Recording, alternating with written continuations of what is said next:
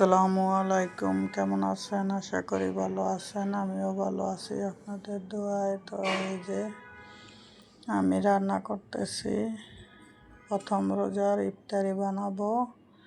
আর এখন সিম আলু মাছ দিয়ে রান্না করব। তো আমি এখানে মশলা কষাইয়া বসাইয়া দিলাম সিম আলুর তরকারি আর বানাবো ইফতারি। তো আমার হাতের জন্য আমি ভালোভাবে লড়া দিতে পারি না, হাতে অনেক ব্যথা। তো এখন এগুলো সব কিছু মাইয়ের বাপে কাটাকাটি করে নিছে, পেঁয়াজ মরিচ সব কিছু। তো এখানে আমি তরকারিটা বসাইতেছি, তরকারি বসাইয়া তারপরে ইফতারি বাজবো।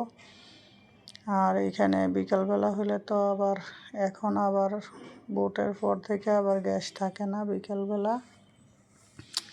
তো এখন আজকে দেখা যাইতেছে গ্যাস কম, এখন এই জন্য আমি তরকারি আগেই বসাইয়ে দিলাম।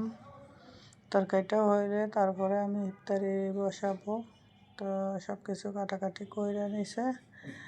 এর মধ্যে আবার আমার তরকারি মানে জামার কাপড় চেঞ্জ করা লাগছে। আমার জামার মধ্যে একটু ময়লা লাগছিল, এই জন্য তা আমি জামা আবার চেঞ্জ করে নিব। তো এখন আমি এই যে মাছ দিয়ে দিতেছি, দেখেন তরকারি লড়ে না, গ্যাস কম। তো এখন আমি মাছ টাছ দিয়ে তরকারিটা ঢেকে দিব। আজকে পহেলা রোজা, ইফতারি বানাবো। এটা গতকালের ভিডিও। আজকের ভিডিও আমি প্রতিদিনের ভিডিও প্রতিদিন দিতে পারি না, কারণ আমি নিজে এডিট করতে পারি না। এডিট করে আমার মেয়ে, আর মেয়ে হইলো অসুস্থ, এডিট যখন পারে করে, এই জন্য একদিনের ভিডিও পরের দিন আমার দেওয়া লাগে। তো এখন তরকারিটা আমি ঢাইকা দিলাম। তো এখন ধনেপাতা দিয়ে দিব, তরকারি হয়ে গেছে। ধনেপাতা দিয়ে নামিয়ে নিব। টমেটো দিয়েছি, সিম আলু আর টমেটো দিয়ে মাছের তরকারি। তো প্রথম পহেলা রোজা সেহরি খাওয়ার জন্য গরু গোস্তের তরকারি রান্না করছিলাম, ওই তরকারিও আছে। তার এইখানে আমি মাছের তরকারি রান্তাছি। আর রমজান মাসে বেশি একটা ইফতারি খাওয়ার পর তরকারি খাওয়া হয় না।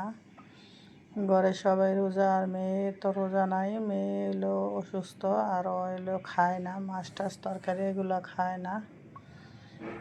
তো সারা রাত ঘুমায় না, দিন হলে সারাদিন ঘুমায়, খাওয়া দাওয়ার নাম নাই, এই হলো অবস্থা। তো আমার তরকারি হয়ে গেছে। তো এইখানে আমি ভাত বসাইছিলাম, ভাতটাও সেক দিয়ে উঠায় নিলাম।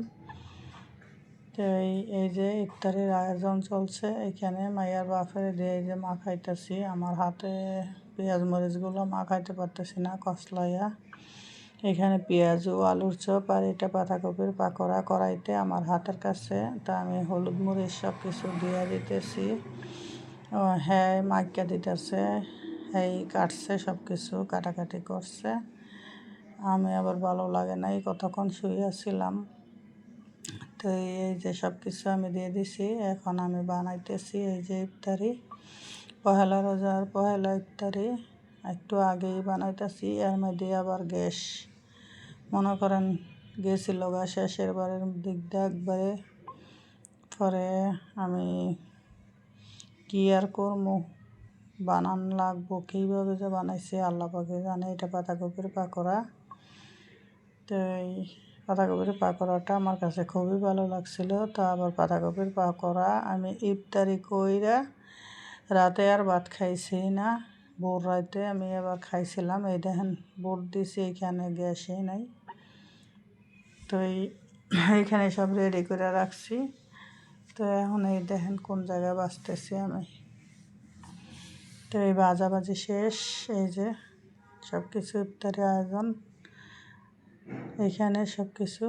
তো ভিডিওটি যদি ভালো লাগে সবাই আমার পাশে থাকবেন, আমার জন্য দোয়া করবেন, ভালোভাবে যাতে রোজাটা কাটাইতে পারি সেই দোয়া করবেন। এই যে মাগরিবের আজান দিছে, আমি ইফতারি করতেছি। তো সবাই ইফতারি করেন, সবাই ভালো থাকেন। এই যে ইফতারি মাইয়ার বাপে মা খাইতেছে এখানে। তা আমি খেজুর খাইয়ে ইফতারি ভাঙছি। সবাই ভালো থাকবেন। আল্লাহ হাফেজ।